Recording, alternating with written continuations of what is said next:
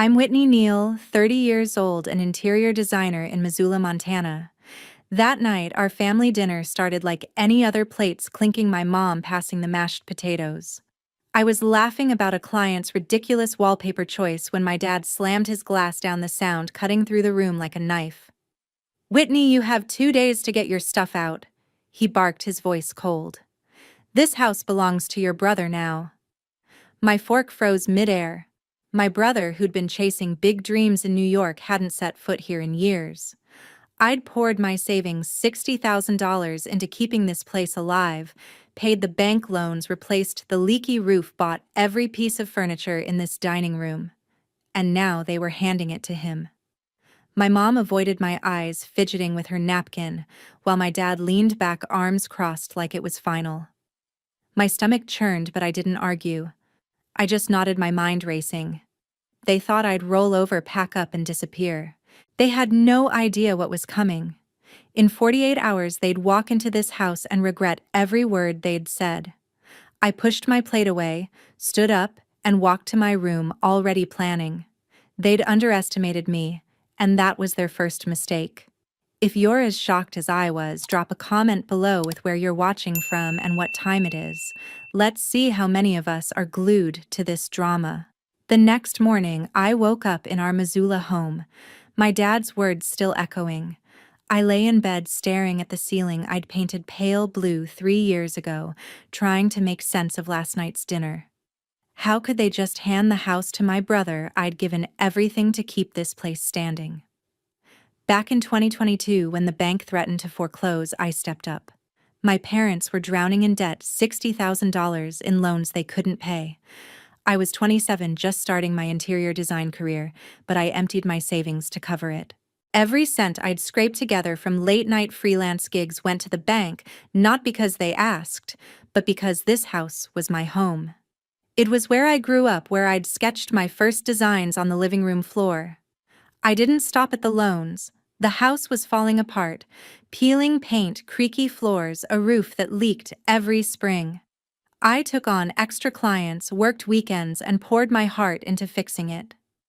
I chose the pale blue paint for the walls, soft and calming, to make the place feel alive again. I bought a new gray sofa, sturdy enough for family movie nights, and a flat-screen TV for my mom's favorite cooking shows. The washing machine was my idea too, after the old one broke and left us hauling laundry to the laundromat. Each purchase, each hour spent sanding floors or hanging curtains was for them, for us. I thought I was building something lasting, something they valued as much as I did. But my brother, he didn't care. Colt had left for New York 5 years ago, chasing some big banking job, dreaming of skyscrapers and stock markets. He'd call maybe twice a year, always rushed, promising to visit, but never showing up. When he did, it was all swagger, talking about deals that never materialized, suits he couldn't afford. My parents ate it up, hanging on his every word like he was some Wall Street genius. They'd brag to neighbors about his success while I was the one keeping the lights on. I'd overhear my mom on the phone saying Colt's doing so well as I scrubbed the kitchen counters I'd paid to replace. It stung, but I swallowed it, thinking my work spoke for itself. 3 years ago, when the bank called about the overdue loans, I was the one who answered. My dad sat at this same dining table, head in his hands, saying we might lose everything. My mom was quiet, her eyes red from crying. Colt didn't even pick up when I called him for help. "He's busy," my mom said like that, excused it. So I took out my savings, $60,000, every penny I'd saved for a down payment on my own place someday, and handed it over. The bank took it, the house was safe, and my parents hugged me grateful. But gratitude fades fast. Soon, it was back to Colt's calls, his stories, their pride in him. I'd walk into the living room, see the sofa I'd bought, the TV I'd wired up, and wonder why it wasn't enough. Last summer, I redid the dining room. I picked out a new chandelier, sleek and modern, to replace the flickering one from my childhood. I spent hours measuring, sanding, painting, making sure every detail was perfect. My mom smiled when it was done, said it looked fancy. My dad nodded, said it was nice. But when Colt called the next week, they spent an hour talking about his latest big deal. I stood in the hallway listening, my hands still stained with paint. Nice, fancy. I'd rebuilt their home piece by piece, and they couldn't stop talking about a brother who hadn't stepped foot here in years. It wasn't just the money, it was the time, the energy, the late nights designing client projects to pay for this place. I'd come home exhausted, collapse on that gray sofa, and still feel like I was carrying the weight of this house alone. My parents leaned on me, but their eyes lit up for Colt. He was the golden child, the one who got away while I was just here holding it all together. And now they wanted to give him the house. The one I'd fought for. The one I'd made my own. My chest tightened. Not with sadness, but with something sharper, anger maybe, or resolve. They thought I'd walk away, let Colt waltz in and claim what I'd built. They were wrong.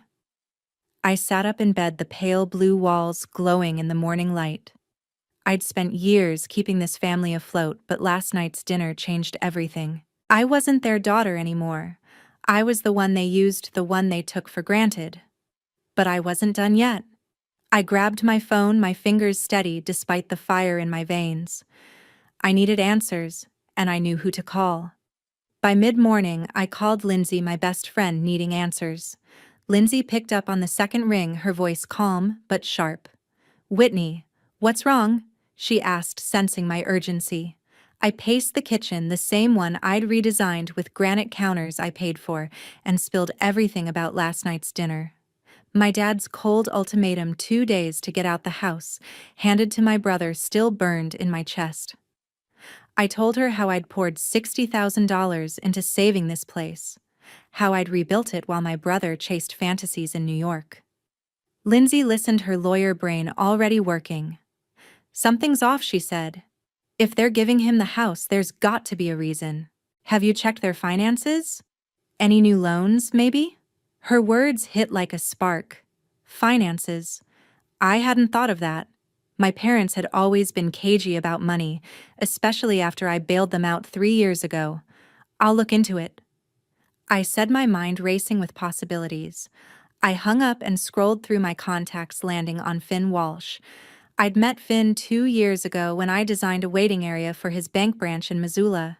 He was straight-talking, good with numbers, and owed me a favor after I'd stayed late to finish his project.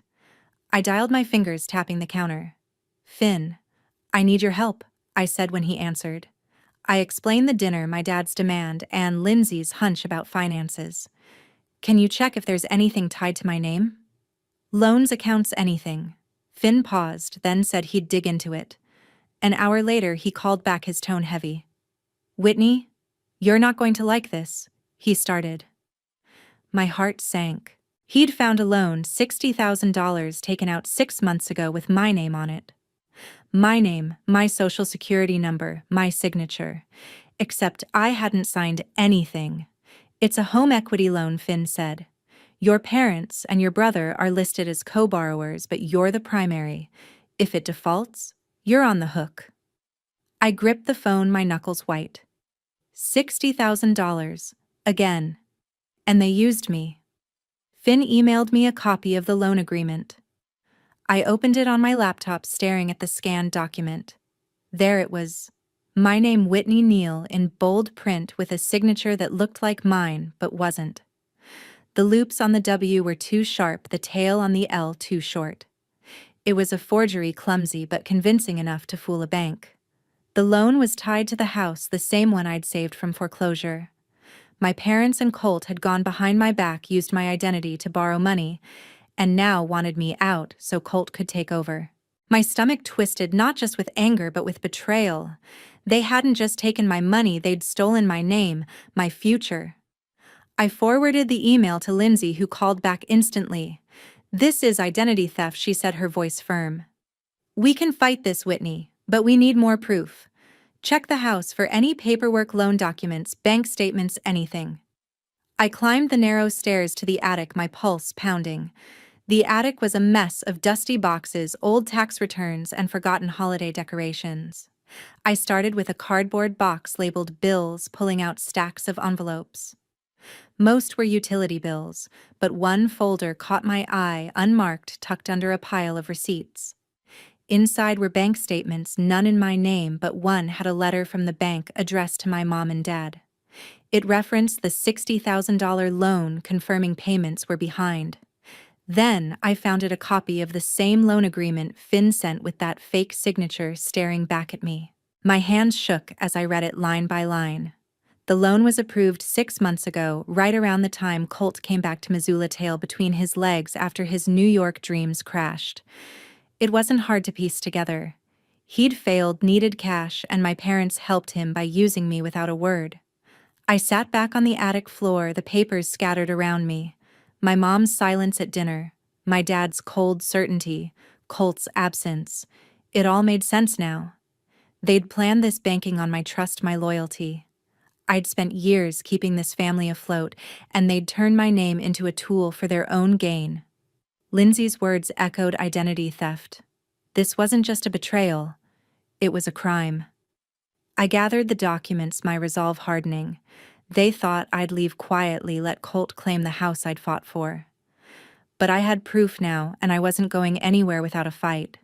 By noon, I was in the attic digging through family records for proof. I wasn't going to let them take what was mine. I grabbed a notepad and started listing everything I'd bought for this place over the years. The gray sofa in the living room, soft and sturdy, picked out after weeks of browsing.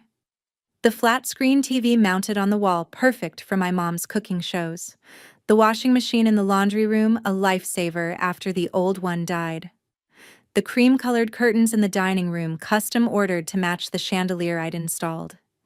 Each item was mine, paid for with my money, my sweat.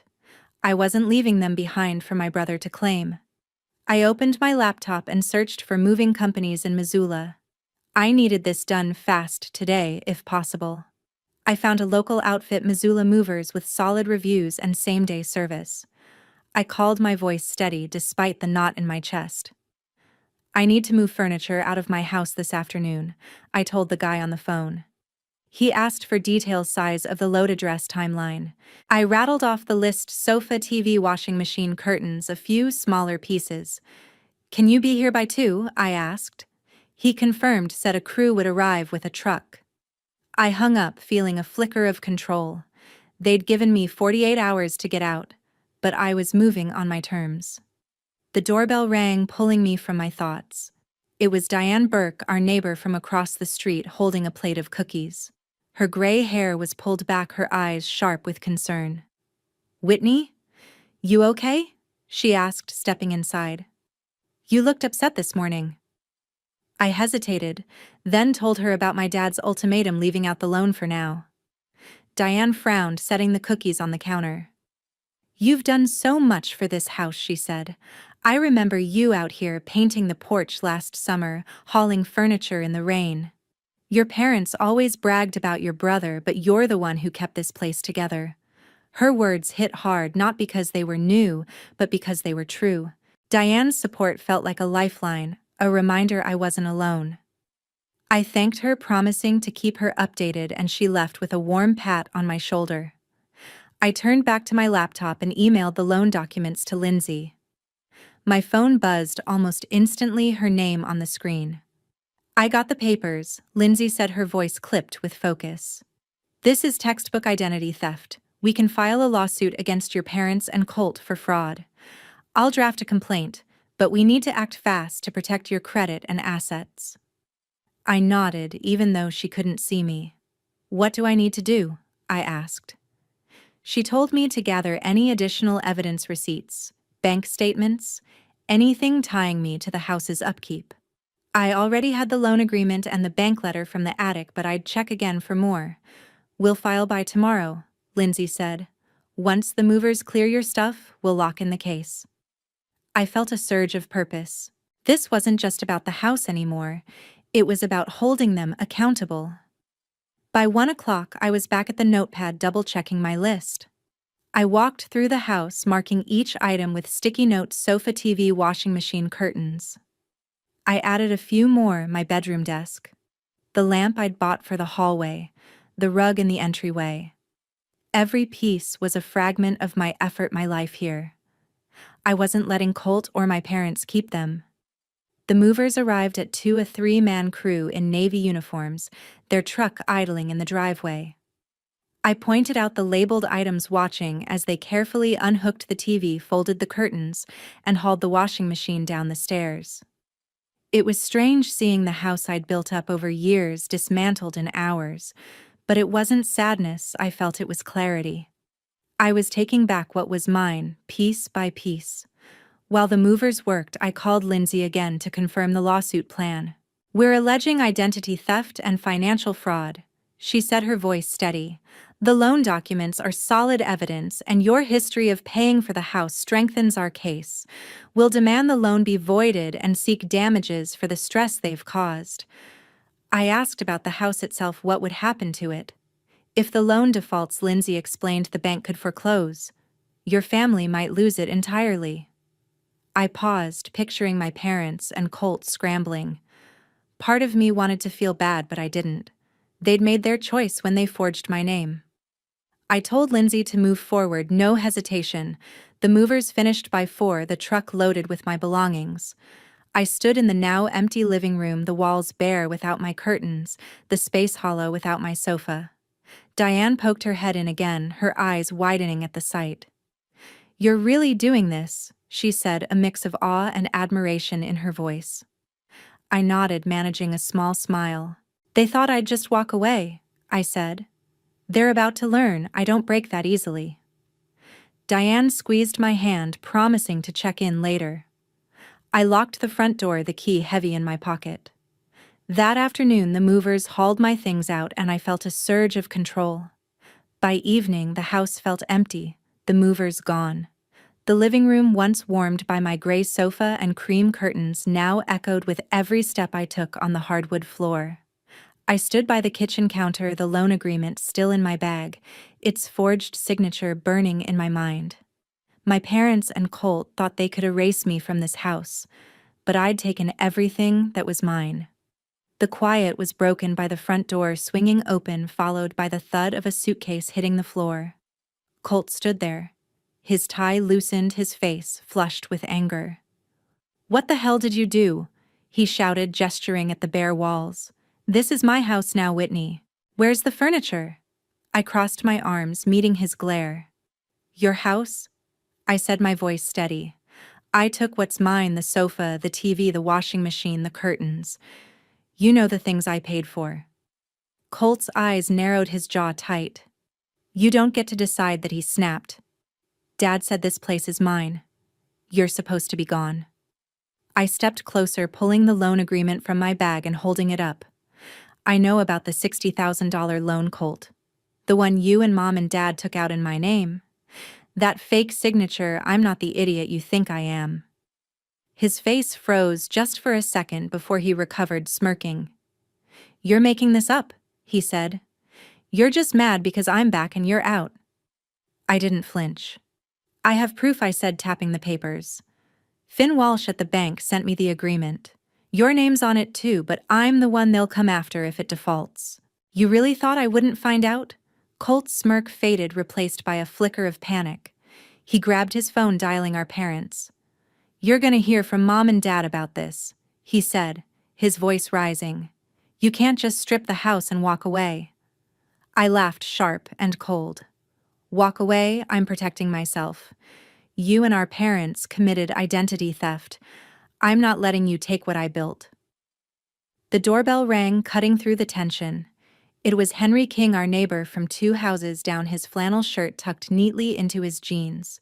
He stepped inside, his eyes darting between me and Colt. "Everything okay, Whitney?" he asked, his voice calm but firm. I nodded, keeping my gaze on Colt. "Just having a chat with my brother," I said. Henry raised an eyebrow, looking at the empty living room. "Heard the movers earlier," he said. "Whitney, you've put your heart into this place. I saw you out here fixing the porch, hauling that TV in.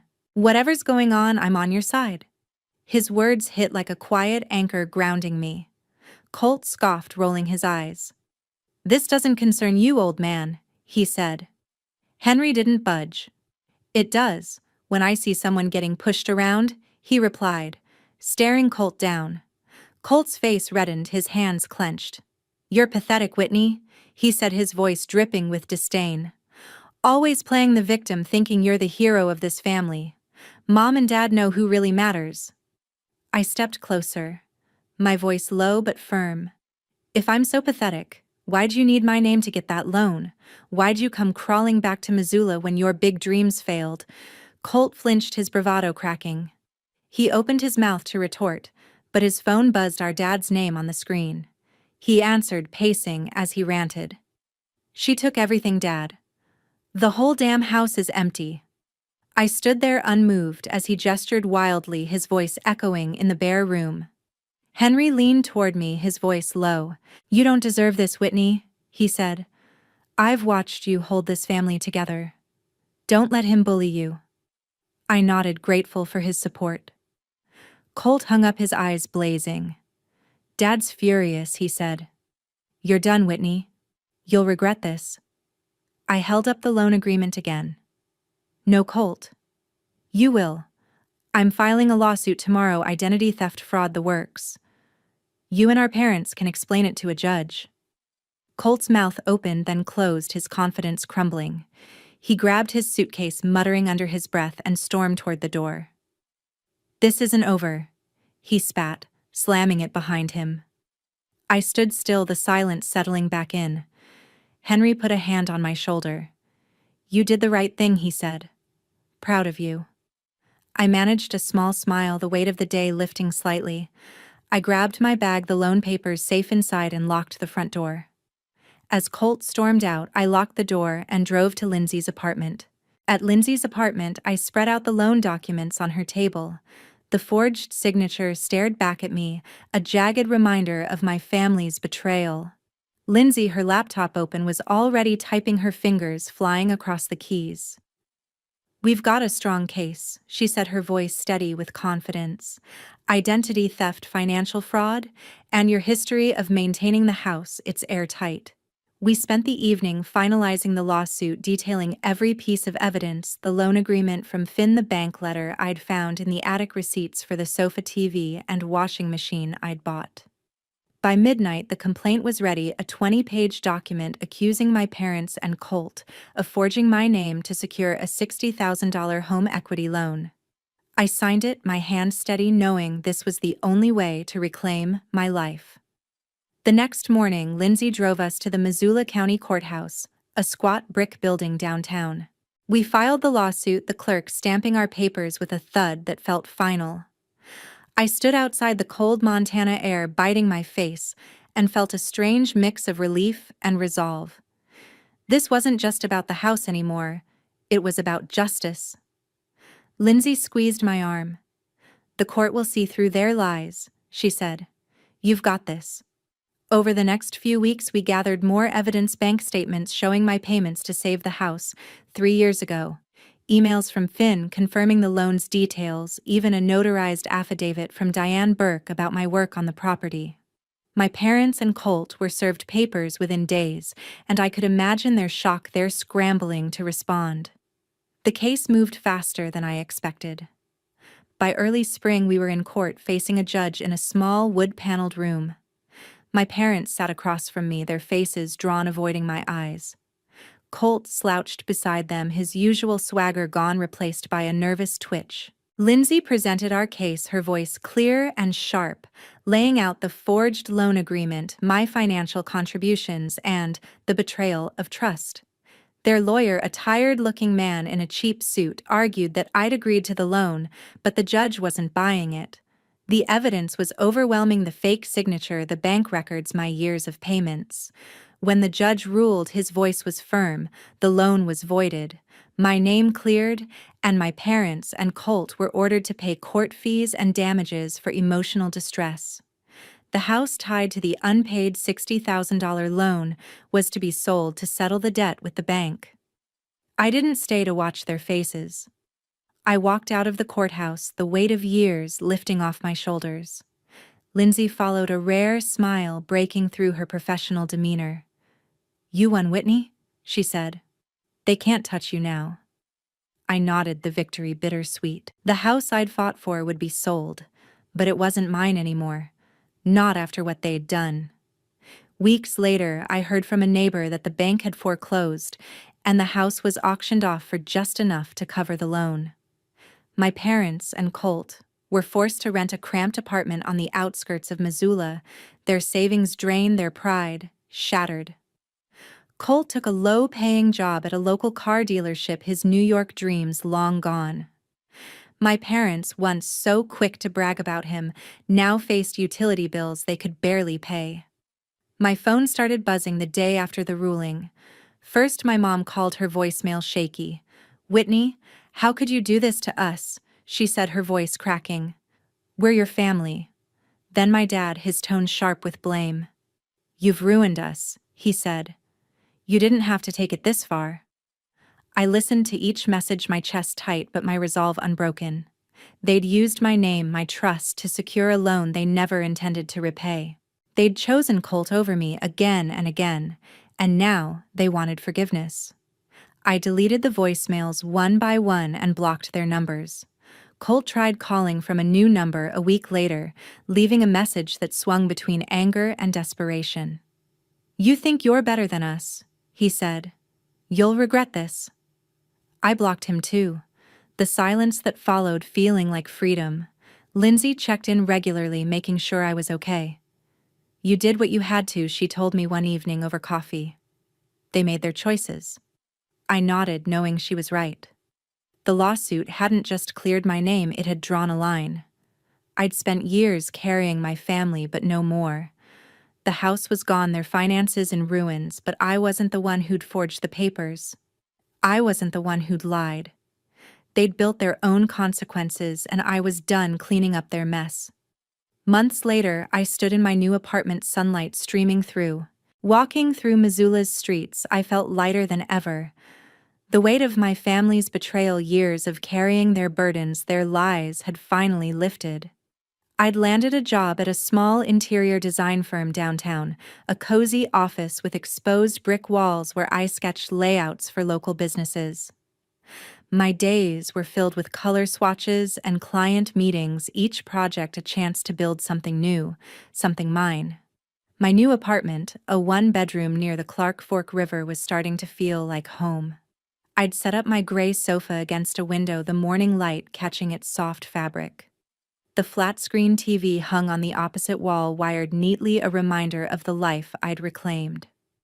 I hung new curtains, navy blue, a fresh choice, and placed my old lamp on a corner table, its warm glow softening the evenings. Every piece, once part of the house I'd fought for, now belonged to a space that was entirely my own. I hadn't spoken to my parents or Colt since the lawsuit. Their numbers stayed blocked, their voicemails long deleted. I'd heard through the grapevine Missoula's tight-knit community was quick with gossip that they were struggling.